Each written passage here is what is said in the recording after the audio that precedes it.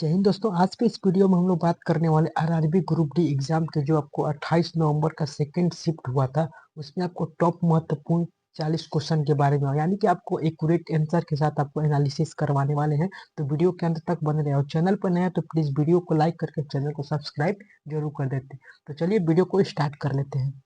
पहला क्वेश्चन, 2025 के world happiness report में पहले स्थान पर कौन सा देश है? डेनमार्क, आइसलैंड, स्वीडन और फिनलैंड। तो इसका राइट आंसर होगा आपको फिनलैंड। देखिए, कुछ आपको इससे संबंधित कुछ फैक्ट्स भी आपको मैं बताता हूँ, जिसमें आपको अगले शिफ्ट में आपको आने वाले एग्जाम्स में आपको पूछे जाएंगे। तो चलिए स्टार्ट करते हैं कुछ फैक्ट्स के बारे में। फिनलैंड लगातार 8वें वर्ष में आपको पहले स्थान पर यहाँ पर आता है। अगर दूसरे नंबर की बात करें तो डेनमार्क, और तीसरे नंबर पर आपको बात करें तो आइसलैंड। और भारत की अगर रैंकिंग की बात करें तो 118वें नंबर पे 2025 में, और 2024 में अगर भारत की रैंकिंग की बात करें तो 126वें नंबर पर। अगर अगर दक्षिण एशियाई राष्ट्र रैंकिंग की बात करें, नेपाल की 52वें नंबर पे, पाकिस्तान की 109वें नंबर, म्यांमार की 126 नंबर, और श्रीलंका की बात करें तो 133वें नंबर, और बांग्लादेश की वही बात कर रहे हैं तो 134वें नंबर।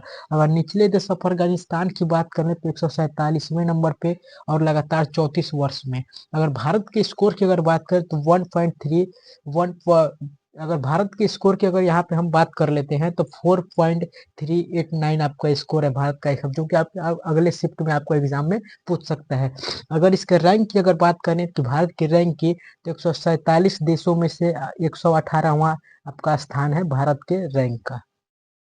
चलिए नेक्स्ट, 14 मई 2025 को भारत के 52वें मुख्य न्यायाधीश के रूप में किसे पदभार ग्रहण किया गया था? यानी कि संजीव खन्ना, दूसरा ऑप्शन भूषण रामकृष्ण गवई, धनंजय वाई चक्रवाचूड़, और डी ऑप्शन है सूर्यकांत। तो इसका राइट ऑप्शन क्या होगा? तो आपको न्यायमूर्ति भूषण रामकृष्ण गवई, जो कि आपको 14 मई 2025 को भारत का बावनवे मुख्य न्यायाधीश यानी कि सीजीआई नियुक्त किया गया। और इन्हीं ने और उसी समय इन्होंने आपको शपथ ग्रहण यहाँ पे की थी।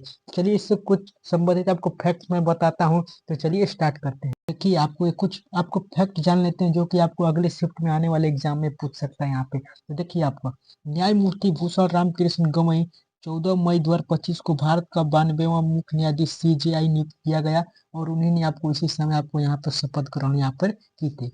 उन्होंने उन्होंने संजीव खन्ना का स्थान लिया था। आपको अगले एग्जाम में पूछ सकता है शिफ्ट में, तो इन्होंने किसका स्थान लिया था? तो संजीव खन्ना का, जिसका कार्यकाल 13 मई 2025 को समाप्त हुआ था। अगर उसके बाद अगर बात करें न्यायमूर्ति भूषण रामकृष्ण गवई के कार्यकाल की, तो 23 नवंबर 2025 को समाप्त हुआ। उनके सेवानिवृत्त होने के बाद न्यायमूर्ति सूर्यकांत भारत के 93 नवंबर के मुख्य न्यायाधीश बने। उन्होंने 24 नवंबर 2025 को यहाँ पे पद की शपथ ली थी। यानी कि आपको इससे संबंधित कुछ आपको यहाँ पे फैक्ट्स आपको यहाँ जानकारी ले लेनी है। चलिए अगला सवाल, 2025 में विश्व हिंदी दिवस कब मनाया गया था? देखिए, ऑप्शन आपको यहाँ पे दे रखा है 14 सितंबर, 10 जनवरी, 21 फरवरी, 1 दिसंबर। तो इसका राइट ऑप्शन होगा आपको 10 जनवरी, यानी कि ऑप्शन नंबर बी इसका राइट आंसर यहाँ पर होगा। देखिए, उसके बाद आपको ये भी आपको फैक्ट यहाँ पे आपको ध्यान में रखनी है कि विश्व हिंदी दिवस की आपको यहाँ पे 2025 की थीम क्या थी? आपको पूछ सकता है। ये global voice of unity of and culture pride, यानी कि एकता और सांस्कृतिक गौरव की वैश्विक आवाज है। और 14 सितंबर को यहाँ पे राष्ट्रीय हिंदी दिवस मनाया जाता है। आपको ये भी आपको जानकारी यहाँ पर याद रखनी है। चलिए अगला सवाल, एक गोलाकार लेंस की वृत्ताकार रूपरेखा का प्रभावी व्यास क्या कहलाता है? फोकस दूरी, वक्रता, त्रिज्या, अपचर्य, छिद्र, प्रकाशित घनत्व। यानी कि इसका ऑप्शन क्या होगा? तो अपचर यानी कि छिद्र कहलाता है। चलिए अगला सवाल, पेड़ की प्राथमिक संरचनात्मक कोशिकाओं, जिसे आपको कोशिका भित्ति की बाहरी जो परत होती है, बाहरी दीवार मुख्यतः किस पदार्थ से बनी होती है? प्रोटीन से, स्टार्च से, सेलुलोज से, या फिर लिपिड से? तो इसका राइट ऑप्शन होगा सेलुलोज से बनी होती है। देखिए, पेड़ की बाहरी भित्ति कोशिका भित्ति होती है जो मुख्य रूप से सेलुलोज से बनी होती है। और साथ ही इसमें सेल्यूलोज और पेक्टिन जैसे यौगिक भी आपको इसमें होते हैं। यह परत कोशिका को सबसे कठोर एवं निश्चित आकार प्रदान करती है। चलिए अगला क्वेश्चन, गति का कौन सा समीकरण है जिसमें आपको अंतिम वेग यानी कि फाइनल वेलोसिटी नहीं होती है? देखिए, गति का यहाँ पे 3 समीकरण होता है। v बराबर u plus C T, A T S बराबर U T plus 1/2 A T square, और v बराबर यू स्क्वायर प्लस 2 2a। देखिए कौन सा आपका ऐसा समीकरण है गति का जिसमें आपको अंतिम वेग नहीं होता, तो इस बराबर ut प्लस 1/2 at स्क्वायर, जिसमें आपको अंतिम वेग यहाँ पर नहीं होता है, जिसमें आपको अगर u की बात करें तो प्रारंभिक वेग, और t यहाँ पे समय होता है, और यहाँ पे जो त्वरण होता है एक। चलिए अगला सवाल देखिए, आसवन विधि से निम्नलिखित में किसे शुद्ध किया जाता है। देखिए एक चीज मैं बता दूं, जो भी आपको एग्जाम में यहाँ पे पूछा जाता है इस सवाल ना, तो आपको ये आपको ऑप्शन यहाँ पे नहीं दिया गया था। मैं अपने हिसाब से आपको यहाँ पे ऑप्शन मैं आपको बता रहा हूँ, तो फिर बाद में कमेंट मत करिएगा कि सर आपको ये ऑप्शन है मतलब वो दे दिया। मतलब अपने हिसाब से मैं आपको यहाँ पे ऑप्शन बता रहा हूँ। देखिए आसवन विधि से द्रव जैसे पानी या नमक, पानी का मिश्रण और कम क्वथनांक वाली धातुओं जैसे कि जिंक, कैंडियम, पारा को आदि को शुद्ध किया जाता है। किससे? तो आपको आसवन विधि के द्वारा। चलिए अगला सवाल देखिए, आर्किमिडीज के सिद्धांत के अनुसार उत्प्लावन बल के बारे में कौन सा कथन यहाँ पर सही है। देखिए आपको आर्किमिडीज के सिद्धांत के अनुसार जब कोई वस्तु द्रव में आंशिक या पूर्णतः रूप से डुबाई जाती है तो उस पर ऊपर की ओर लगने वाला उत्प्लावन बल उस वस्तु पर विस्थापित किए गए द्रव के भार के बराबर होता है। यह सिद्धांत बताता है कि किसी वस्तु का वजन जितना कम हो जाता है जब उसे किसी तरल पदार्थ में डुबाया जाता है, तो यह खोया हुआ भार वास्तव में विस्थापित द्रव के भार के बराबर होता है। और उत्प्लावन बल के यहाँ पे बात करें तो जो वह ऊपर की ओर लगने वाला बल है जो किसी द्रव में डूबी हुई वस्तु को कार्य करता है। और आर्किमिडीज का सिद्धांत को के उपयोग के अनुसार यहाँ पे पनडुब्बियों को यहाँ पे डिजाइन करने में किया जाता है। तो यानी कि ऑप्शन नंबर सी यहाँ पे कथन ये आपका यहाँ पे सही हो जाएगा। और ये भी आपको यहाँ पे फैक्ट एक याद रखनी है कि देखिए आर्किमिडीज के सिद्धांत के अनुसार पनडुब्बियों को यहाँ पे डिजाइन करने के लिए यहाँ पे उपयोग किया जाता है सिद्धांत का। तो यहाँ पे आपको एक फैक्ट आपको यहाँ पे याद रखनी है जो कि आपके अगले शिफ्ट में एग्जाम में आप पूछ सकता है। अगला सवाल देखिए, अगला सवाल देखते हैं, परमाणु में इलेक्ट्रॉन कहाँ होता है। इलेक्ट्रॉन नाभिक के अंदर होता है, इलेक्ट्रॉन नाभिक से प्रसारित होता है, इलेक्ट्रॉन धनावेशित नाभिक के चारों ओर घूमता है यानी प्रसारित होता है, और ऑप्शन नंबर डी है हमारा, इलेक्ट्रॉन केवल प्रोटॉन में पाया जाता है। यानी कि ऑप्शन नंबर सी इसका राइट आंसर होगा। यानी कि जो आपको जो भी इलेक्ट्रॉन होते हैं, इलेक्ट्रॉन धनावेशित नाभिक के चारों ओर यहाँ पर घूमते रहते हैं, प्रसारित। चलिए अगला सवाल, कर्नाटक में हाल ही में करोड़ों रुपए की संपत्ति और नकद जब्त की गई, यह कार्यवाही मुख्यतः किस संस्था द्वारा की गई थी। तो आपको तो इसका ऑप्शन क्या होगा, तो आपको यहाँ पे देखनी है। तो इसका ऑप्शन जो होगा, तो चलिए अगला सवाल, ग्लोबल स्टार्टअप इकोसिस्टम रिपोर्ट 2025 के अनुसार भारत में सबसे अधिक स्टार्टअप वाला शहर कौन सा है। मुंबई, दिल्ली, एनसीआर, बेंगलुरु या फिर हैदराबाद। तो देखिए यहाँ पे जो आपको दिल्ली सबसे स्टार्टअप वाला जो शहर बना है, आपको यहाँ पे बेंगलुरु बना है, बेंगलुरु यानी कि ऑप्शन नंबर सी। तो यहाँ पे देख सकते हैं 2025 में बेंगलुरु भारत का सबसे ज्यादा स्टार्टअप वाला शहर बन गया है।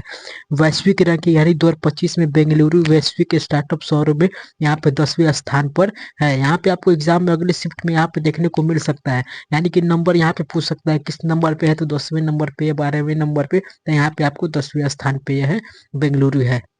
चलिए अगला सवाल, निम्नलिखित में से कौन सा यौन रोग एसडीटी विषाणु वायरस से होता है।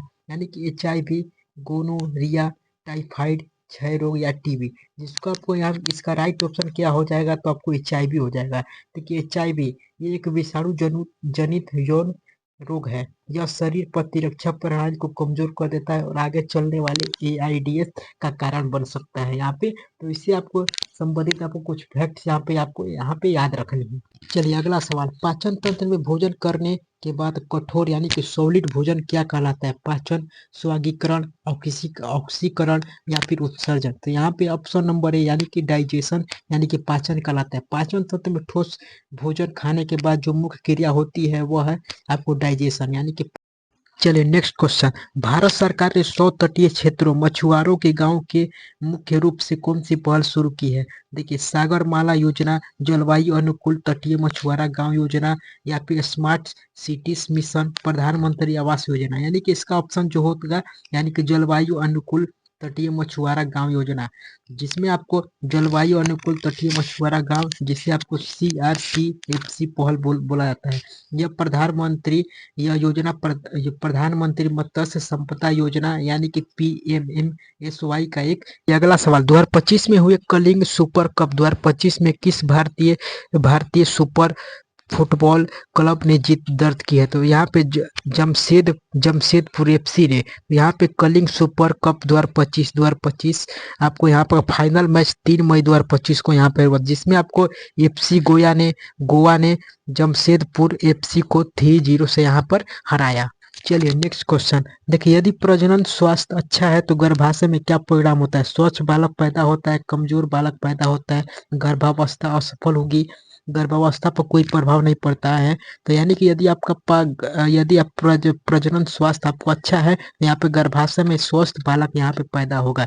यानी कि यहाँ पे देखिए, यहाँ पे लिखा है यदि प्रजनन स्वस्थ अच्छा है तो गर्भाशय असामान्य रूप से आगे बढ़ेगी और शिशु के स्वस्थ जन्म की संभावना अधिक होगी। यानी कि ऑप्शन नंबर ए इसका राइट आंसर हो जाएगा। चलिए अगला सवाल, एक गोलाकार लेंस की चलिए अगला सवाल, एक गोलाकार लेंस की वृत्ताकार रूपरेखा का प्रभावी व्यास क्या कहलाता है? फोकस दूरी, वक्रता, त्रिज्या, अपचर्य, छिद्र, प्रकाशित घनत्व। यानी कि इसका ऑप्शन क्या होगा? तो अपचर यानी कि छिद्र का। चलिए अगला सवाल, पेड़ की प्राथमिक संरचनात्मक कोशिकाओं जिसे आपको कोशिका भित्ति की बाहरी जो परत होती है, बाहरी दीवार मुख्यतः किस पदार्थ से बनी होती है?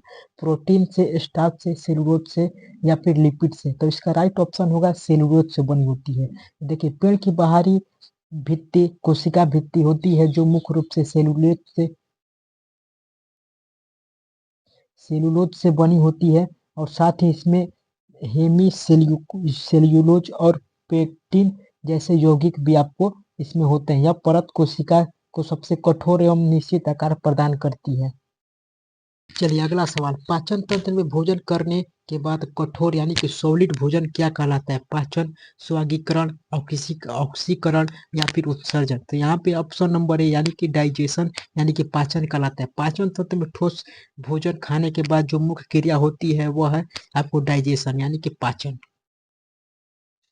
चलिए अगला सवाल, पाचन तंत्र में भोजन करने के बाद कठोर यानी कि सॉलिड भोजन क्या कहलाता है? पाचन, स्वागीकरण, ऑक्सीकरण या फिर उत्सर्जन? तो यहाँ पे ऑप्शन नंबर ए यानी कि डाइजेशन यानी कि पाचन कहलाता है। पाचन तंत्र में ठोस भोजन खाने के बाद जो मुख्य क्रिया होती है वह है आपको डाइजेशन यानी कि पाचन। चलिए अगला सवाल, निम्नलिखित में से कौन सा यौन रोग एसडीटी विषाणु वायरस से होता है? यानी कि एचआईवी, गोनोरिया, टाइफाइड, क्षय रोग या टीबी? जिसको आपको यहाँ इसका राइट ऑप्शन क्या हो जाएगा? तो आपको एचआईवी हो जाएगा। देखिए एचआईवी ये एक विषाणु जनित यौन रोग है। यह शरीर प्रतिरक्षा प्रणाली को कमजोर कर देता है और आगे चलने वाले एआईडीएस का कारण बन सकता है यहाँ पे। तो इससे आपको संबंधित आपको कुछ फैक्ट्स यहाँ पे याद रखने। अगला सवाल, पौधे के सभी भाग समान मात्रा में वृद्धि क्यों नहीं करते? देखिए ऑप्शन नंबर ए, पौधे के सभी भागों तक समान मात्रा में प्रकाश नहीं पहुंचता, या फिर पौधे के सभी भागों में समान मात्रा में पानी नहीं पहुंचता, या गुरुत्वाकर्षण के कारण, या फिर तापमान के अंतर के कारण? तो इसका आपको फुल एक्सप्लेनेशन यहाँ पे मैं दिखाता। तो देखिए पौधों में वृद्धि का मुख्य कारण ऑक्सीन हार्मोन होता है। यहाँ पे आपको एग्जाम में अगले शिफ्ट में पूछ सकता है। यानी कि पौधे में वृद्धि का मुख्य कारण क्या होता है? तो ऑक्सीन होता है। जब पौधे के सभी भागों को समान रूप से प्रकाश नहीं मिलता तो ऑक्सीन छाया कित भाग की ओर अधिक एकत्रित हो जाता है। इससे छाया वाले भाग में कोशिकाओं की अधिक लंबाई वृद्धि होती है और पौधा उस दिशा में मुड़कर बढ़ता है।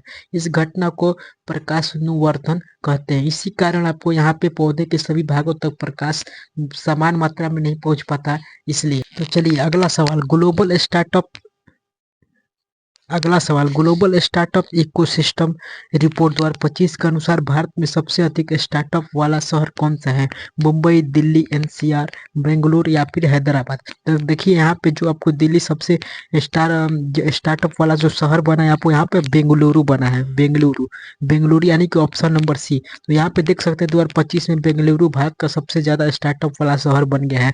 वैश्विक रैंकिंग यानी 2025 में बेंगलुरु वैश्विक स्टार्टअप शहरों में यहाँ पे 10वें स्थान पर है। यहाँ पे आपको एग्जाम में अगले शिफ्ट में यहाँ पे देखने को मिल सकता है। यानी कि नंबर यहाँ पे पूछ सकता है किस नंबर पे है, तो 10वें नंबर पे, 12वें नंबर पे। तो यहाँ पे आपको 10वें स्थान पे है बेंगलुरु। चलिए अगला सवाल, निम्नलिखित में से कौन सा यौन रोग एसडीटी विषाणु वायरस से होता है? यानी कि एचआईवी, गोनोरिया, टाइफाइड, क्षय रोग या टीबी? जिसको आपको यहाँ इसका राइट ऑप्शन क्या हो जाएगा? तो आपको एचआईवी हो जाएगा। देखिए एचआईवी ये एक विषाणु जनित यौन रोग है। यह शरीर प्रतिरक्षा प्रणाली को कमजोर कर देता है और आगे चलने वाले एआईडीएस का कारण बन सकता है यहाँ पे। तो इससे आपको संबंधित आपको कुछ फैक्ट्स यहाँ पे याद रखनी है।